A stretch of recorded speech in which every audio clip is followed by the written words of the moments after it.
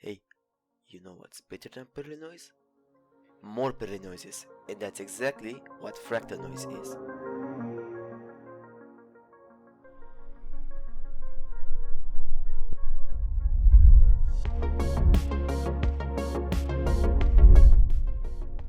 Fractal noise is notorious in the virtual world. Most games that use procedurally generated terrain include it. After all, that's why you see those beautiful crafted environments in Minecraft. Alright, let's cut the BS and talk about how it actually works. As I mentioned in the intro, this fractal noise is basically Perry noises stacked upon each other.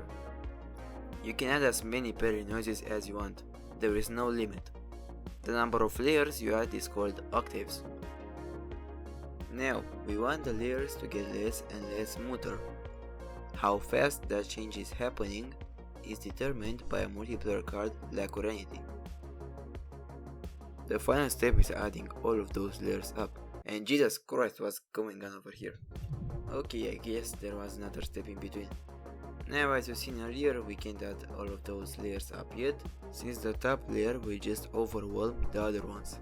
The last property of fractal noise is called persistence, which will reduce the influence of the final octaves. Blending all of those octaves will result in true fractal noise. Now let's take a look at coding this in Lua.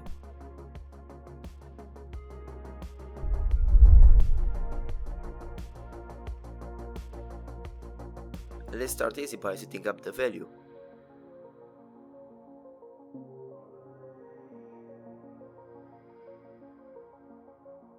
Then we can loop through every layer for step 1.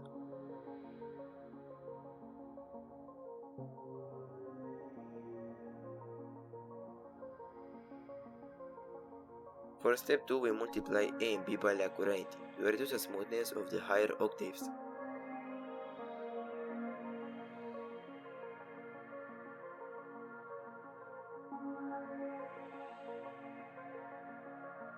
Then I skipped to step 4 for some reason, so I added up those layers.